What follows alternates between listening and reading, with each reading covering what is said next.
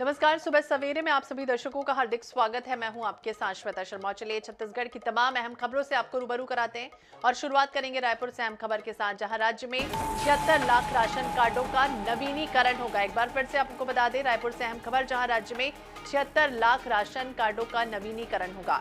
25 जनवरी से 29 फरवरी तक नवीनीकरण आयोजित होगा। नवीनीकरण की प्रक्रिया ऑनलाइन और ऑफलाइन दोनों होगी। राशन कार्ड में सीएम विष्णुदेव साय का फोटो लगेगा।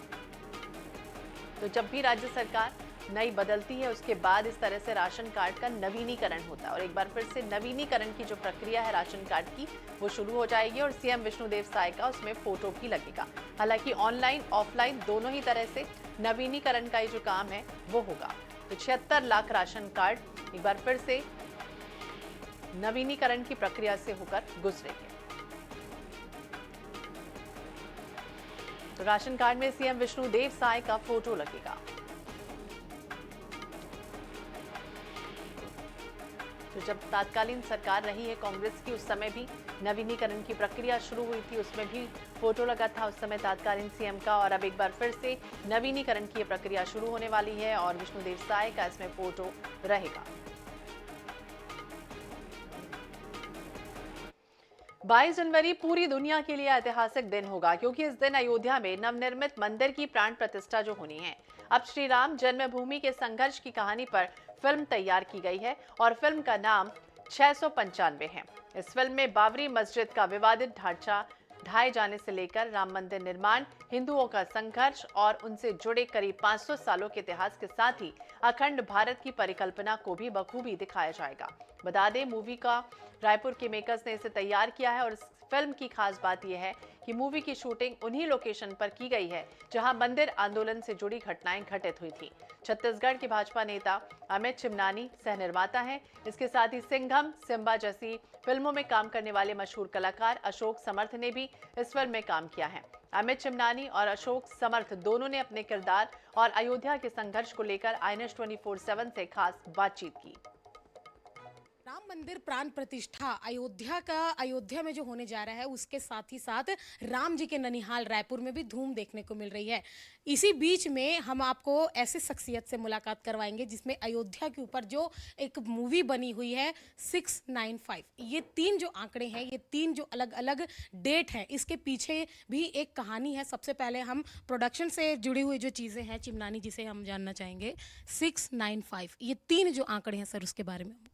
राम जन्मभूमि का संघर्ष 500 सालों का रहा है, उसमें ये 3 तारीखें अपने आप में सबसे ज़्यादा महत्वपूर्ण 3 तारीखें हैं।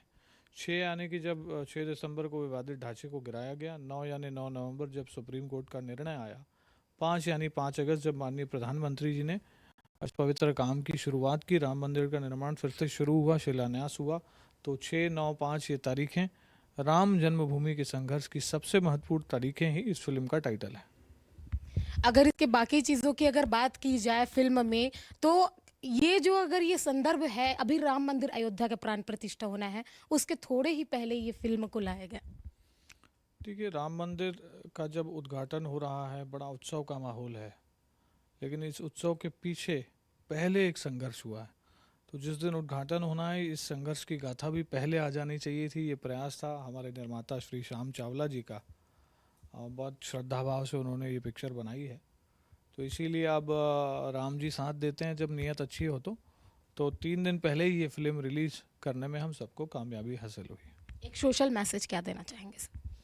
युवा पीढ़ी को ये समझना पड़ेगा कि हमारी ही ज़मीन जहाँ पर राम मंदिर था, उसको हासिल करने के लिए 505 वर्षों का संघर्ष करना पड़ा। क्यों करना पड़ा? और जब ऐसा कुछ हो गया तो कमिटमेंट लेवल देखें हम अपने पूर्वजों का, अपनी पुरानी पीढ़ियों का, कि 8 पीढ़ियाँ बीती लेकिन ये संकल्प नहीं बदला। 500 वर्ष बीत गए लेकिन ये संकल्प ख़त्म नहीं हुआ। ये तब जाके ख़त्म हुआ जब इसने अपने मुकाम को पा लिया। तो युवा पीढ़ी इस फिल्म को देख करके अपने पूर्वजों पे गौरव का अनुभव भी करेगी और बहुत कुछ समझने की और समीक्षा करने की कोशिश करेगी कि जो कमिटमेंट उन लोगों का था वो आज की युवा पीढ़ी का है कि नहीं है। अगर कुछ कम ज़्यादा है तो फिर वो बढ़ाएगी अपना कमिटमेंट। फिल्म में किरदार निभाने वाले हमारे साथ अशोक समर्थ जी भी हैं, उनसे हम बात करेंगे। सर, कैसा देखते हैं मतलब ये पूरे मामले को, जिस तरह से अयोध्या एक मूवी उसके अंदर लीड किरदार निभाना कितनी बड़ी चुनौती थी? मेरे लिए बहुत बड़ी चुनौती थी। मतलब मैं सबको यही कह रहा हूँ कि मेरे 8-10 दिन मेरी नींद उड़ी थी पूरी। लेकिन प्रैक्टिकली नींद उड़ी, लेकिन मैं एक्टर करके भी जाग उठा और एक इंसान एक अलग तरीके से मैं जाग उठा। क्योंकि हमारे जितने भी सारे संत महात्मा लोग थे जिन्होंने 505 वर्षों से ये ज़िद, ये आस अपने दिल में दबा के रखी और वो लड़ते रहे, और आज 505 वर्षों के बाद न्याय मिला है। और ये न्याय मिलने के पीछे की जो भावना है वो आज लोग देख रहे हो, किस तरीके से लोगों के मन में वो एक आनंद 22 जनवरी को लेके हो रहा है। लेकिन 22 जनवरी 2024 को रामलला की मूर्ति की प्रतिष्ठापना होने जा रही है, उसके पीछे जो गाथा है और उस गाथा में लुप्त रूप से छिपी हुई जो व्यथा है, वो व्यथा आने वाली पीढ़ी को, अभी के जनरेशन को अपने हिस्ट्री के उन सारे पन्नों के बारे में जानकारी होनी चाहिए। इसीलिए ये फिल्म श्याम चावला जी, हमारे संवाद लेखक आदेश के अर्जुन, डायरेक्टर योगेश भारद्वाज, रजनी जी, इन सब लोगों का यही प्रयास रहा है। वैसे देखा जाए तो कोई निर्माता उठ के ये भी कह सकता था कि चलो एक कमर्शियल मूवी करते हैं हम लोग, लेकिन एक विचारधारा को आगे ले जाने वाला सब्जेक्ट चुनना ये प्रोड्यूसर के लिए बड़ी चुनौती होती है और उसके लिए एक जिगर भी होता है। तो श्याम चावला जी ने ये बहुत ख़तरनाक डेयरिंग किया, ऐसा मेरा मानना है। और मेरा चैलेंज वही है कि मैं उम्र के 40 से लेके 65 और 82 3 शेड के कैरेक्टर्स में निभा रहा हूँ। और खुशी इसलिए है कि जिन्होंने अपने जीवन भर ये जिद को पकड़ के बैठे और जो झंडा गाड़ दिया रामचंद्र दास परमहंस जी ने, और उन्हीं के इन प्रयासों की वजह से आज सुप्रीम कोर्ट को वो डिसीजन देना पड़ा और आज हम वो सफल हो गए उसके अंदर। बहुत बहुत धन्यवाद सर, बहुत शानदार बात कही आपने।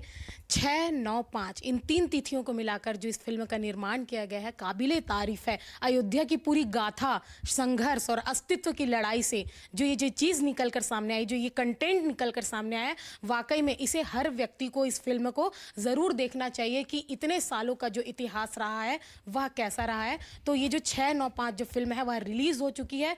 आईएनएच भी आपसे अपील करता है कि इस फिल्म को ज़रूर देखें। कैमरामैन भूपेश के साथ मोनिका दुबे, आईएनएच 24/7 रायपुर।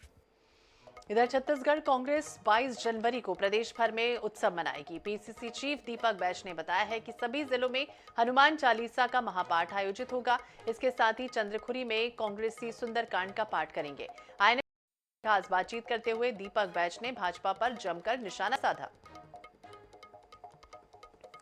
छत्तीसगढ़ में कांग्रेस 22 जनवरी को बड़ा आयोजन करने जा रही। पीसीसी चीफ दीपक बैज जी इस वक्त साथ हैं। बैज जी, ये जो आयोजन है वो किस वजह से हो रहा है? भारतीय जनता पार्टी ने कहा था कि क्या आयोजन होगा, प्रोटोकॉल क्या है, या आप लोगों ने स्वयं तय किया? क्या कहेंगे? ये भारतीय जनता पार्टी के कहने से हम आयोजन नहीं कर रहे हैं। सुंदरकांड, हनुमान चालीसा सभी जिला मुख्यालयों में करेंगे और हमारे कार्यकर्ता भी अपने स्वेच्छा से अपने घरों में जहां भी उनको लगता है शामिल होना है अपने घरों में कर सकते हैं, या किसी मंदिर में किसी में शामिल होना है हो सकते हैं, इसमें कोई पाबंद नहीं है। आपका क्या कार्यक्रम होगा ये जरूर जानना चाहेंगे। आप अभी तो 2 दिन अभी तो वक्त है हमारे पास, अब आने दीजिए 22 तारीख को। सभी जिलों में भी कार्यक्रम होगा? हाँ, बिल्कुल बिल्कुल, कहीं ना कहीं हम लोग भी शामिल होंगे, कोशिश करेंगे कहीं ना कहीं शामिल हो। जिस तरह से भारतीय जनता पार्टी राजनीतिक मुद्दा बनाई हुई है इस पूरे राम मंदिर के आंदोलन को और उसके बाद में राम मंदिर के प्राण प्रतिष्ठा को, उसको लेकर क्या कहेंगे? देखिए, भारतीय जनता पार्टी पास कोई मुद्दा है नहीं। अच्छे दिन के नाम से इन्होंने वोट मांगे, आज जनता पास जाके अच्छे दिन तो बोल नहीं सकते। महंगाई के नाम से वोट मांगे, जनता के पास जाके महंगाई कम हुआ क्या पूछ नहीं सकते। बेरोजगारी के नाम से वोट मांगे, बेरोजगारी कम हुआ क्या बोल नहीं सकते, बल्कि 50 साल का बेरोजगारी का रिकॉर्ड टूट गया है। तो इनके पास जनता के बीच में जाने के लिए कोई मुद्दा है नहीं। तो ये मुद्दा को डाइवर्ट करने के लिए सिर्फ ये इस तरह का प्रोपेगेंडा अपना रहे राम के नाम से, और ये है कि सिर्फ जनता की भावनाओं से खेलने का प्रयास करे, जबकि असल मुद्दा देश में महंगाई, बेरोजगारी और देश की अर्थव्यवस्था, देश की हालात अब देखेंगे बहुत बुरी स्थिति है, इनसे संभल नहीं रहा है। 205 लाख करोड़ रुपए देश, ये मोदी सरकार ने देश को कर्जा में डुबा दिया है। आप देश के हर प्रति व्यक्ति आप देखेंगे तो एक अगर कोई बच्चा पैदा होता है हमारे देश में, वो कर्ज में डूबा हुआ है। तो ये इन सब मुद्दों से भटकाने के लिए भारतीय जनता पार्टी इस तरह के हथकंडे अपना रही है पूरे देश में। लेकिन पूरा देश एक तरफ और कांग्रेस एक तरफ नजर आ रही थी, लेकिन ऐसे में पीसीसी ने ये निर्णय लिया कि आप लोग सभी जिलों में जाकर सुंदरकांड करेंगे, रामचरितमानस का महापाठ करेंगे। कैसे देखते हैं? देखिए, ये तो कांग्रेस पार्टी के अलावा ये व्यक्तिगत हमारा निर्णय है कि आस्था सबका व्यक्तिगत है। कोई किस मंदिर में जा सकता है, कोई और कहाँ जा सकता है, कब जा सकता है, ये तो व्यक्तिगत निर्णय है। व्यक्तिगत आस्था अपनी जगह पे है। जिसको भी जहाँ दर्शन करना है, जिसको भी जो करना है वो कर सकते हैं। पार्टी ने कभी मना नहीं किया। तो पार्टी ने कभी मना नहीं किया और कांग्रेस पार्टी बड़ा आयोजन जो है वो करने जा रही है। 22 तारीख को सभी जिलों में सुंदरकांड के महापाठ होंगे और रामचरितमानस के महापाठ के भी कार्यक्रम जो है वो सभी जिलों में किए जाएंगे। कैमरामैन अविनाश चौबे के साथ गौरव शर्मा, -24/7 रायपुर। इधर रायपुर से अहम खबर, जहां पुराना पुलिस मुख्यालय में सीएम विष्णुदेव साय नवीन कानूनों के प्रावधानों के प्रस्तुतिकरण में शामिल रहे। बैठक में सीएम विष्णुदेव साय ने कहा कि छत्तीसगढ़ पुलिस को आने वाले समय में संसाधनों की कमी नहीं होगी। इसके अलावा सीएम साय ने 3 नवीन कानूनों को लेकर भी ये भी कहा कि पीएम मोदी और गृह मंत्री अमित शाह की दूरदर्शी सोच की वजह से ही ये संभव हुआ है। विष्णुदेव साय ने आगे भी कहा कि अंग्रेजों के बनाए कानून को बदलने का समय आ चुका है। इस बैठक में उप मुख्यमंत्री, गृह मंत्री विजय शर्मा, मुख्य सचिव अमिताभ जैन, गृह सचिव मनोज पिंगवा, डीजीपी अशोक जुनेजा सहित पुलिस और गृह विभाग के अफसर मौजूद रहे।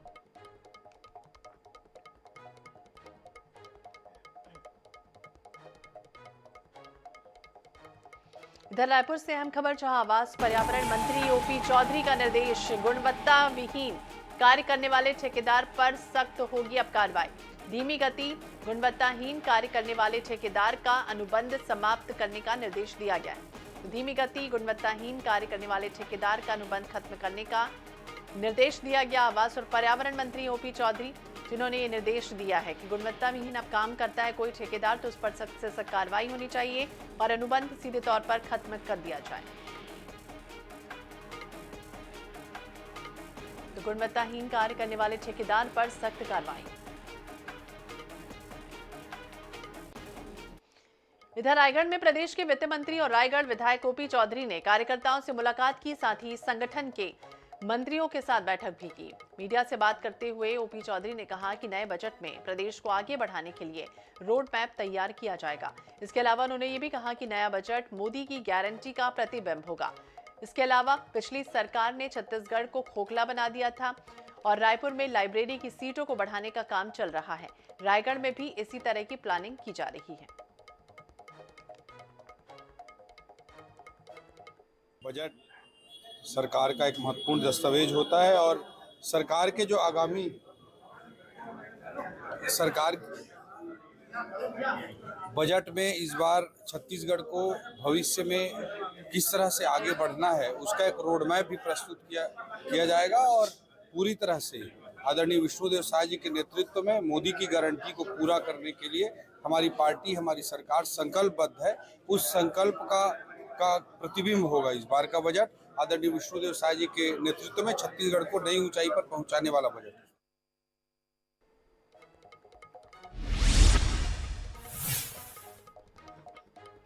तो छत्तीसगढ़ में भाजपा की सरकार के सत्तारूढ़ होने के लगभग 1.5 महीने के बाद पुलिस विभाग में फेरबदल की शुरुआत हो गई।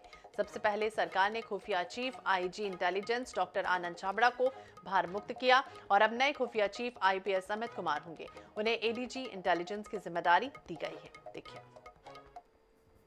भारतीय पुलिस सेवा के 1998 बैच के अधिकारी अमित कुमार छत्तीसगढ़ कैडर से हैं। वे वर्ष 2011 में प्रतिनियुक्ति पर सीबीआई में दिल्ली गए थे। इस दौरान उन्होंने कोल घोटाले जैसे महत्वपूर्ण स्कैम की जांच की थी। इसके बाद उन्हें सीबीआई में भ्रष्टाचार निरोधक विंग की जिम्मेदारी मिली। इसके पूर्व अमित कुमार छत्तीसगढ़ में अपने पदस्थापना के दौरान रायपुर और दुर्ग जैसे महत्वपूर्ण जिलों में कप्तानी कर चुके हैं। और अब प्रतिनियुक्ति से वापस लौटने के बाद एक बार फिर सरकार ने उन पर भरोसा जताया है। उन्हें एडीजी इंटेलिजेंस जैसी महत्वपूर्ण जिम्मेदारी सौंपी गई है। बता दें कि खुफिया चीफ ही मुख्यमंत्री से सीधे कनेक्ट रहते हैं और दिन भर में कितने ही दफे उनसे किसी भी समय मुलाकात कर सकते हैं। याद रहे, विधानसभा चुनाव के दौरान तत्कालीन विपक्षी दल भारतीय जनता पार्टी ने अपने आरोप पत्र में छत्तीसगढ़ के कई पुलिस अधिकारियों की कार्यप्रणाली को मुद्दा बनाया था और विधानसभा चुनाव में मिली अप्रत्याशित सफलता के बाद यह तय माना जा रहा था कि इन अधिकारियों पर गाज गिरेगी। गृह विभाग ने जो आदेश निकाला है उसमें इसकी झलक भी देखने को मिल रही है। आईजी डॉक्टर आनंद छाबड़ा को फिलहाल नई पोस्टिंग नहीं मिली है। 1.5 महीने के बाद आखिरकार छत्तीसगढ़ में पुलिस विभाग में फेरबदल शुरू हो चुका है। छत्तीसगढ़ सरकार ने सबसे पहले खुफिया चीफ को बदला है और उनके स्थान पर आईपीएस अमित कुमार की नियुक्ति की है। IPS Amit Kumar ADG intelligence होंगे। इसके साथ ही बता दें कि अब जो है डीजीपी को बदलने की सुगबुगाहट भी शुरू हो चुकी है और आने वाले दिनों में डीजीपी भी बदल सकते हैं। साथ ही साथ जो है कई जिलों के पुलिस कप्तान भी बदले जा सकते हैं। कैमरामैन मलकीत सिंह के साथ मनोज नायक, INS 24x7 रायपुर। तो रामलला मंदिर प्राण प्रतिष्ठा को लेकर पूरे देश में धूम है और इसी कड़ी में राम जी के ननिहाल यानी कि छत्तीसगढ़ में अनेकों कार्यक्रम का आयोजन किया जाएगा। वहीं कौशल्या माता मंदिर चंद्रखुरी में 22 तारीख को लेकर विशेष तैयारियां की जा रही हैं। मंदिर परिसर में लगभग 1000 ध्वज लगा दिए गए हैं और उस दिन 21,000 दीपों से मंदिर परिसर पूरी तरह से जगमगाएगा। साथ ही राम मंडली अपनी प्रस्तुतियां देगी। इस कार्यक्रम में मुख्यमंत्री विष्णुदेव साय और छत्तीसगढ़ के तमाम मंत्रीगण उपस्थित रहेंगे। देखिए खास रिपोर्ट।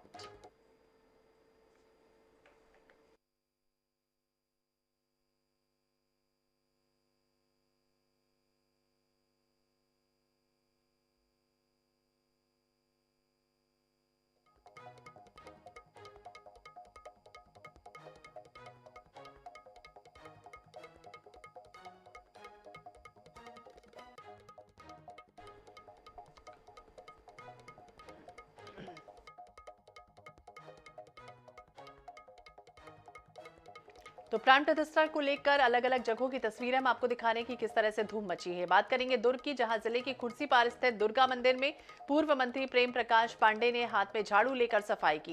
ये भी बता दें कि पीएम नरेंद्र मोदी ने 22 जनवरी तक देश के सभी मंदिरों और मंदिर परिसर के आसपास स्वच्छता अभियान चलाने का आह्वान किया।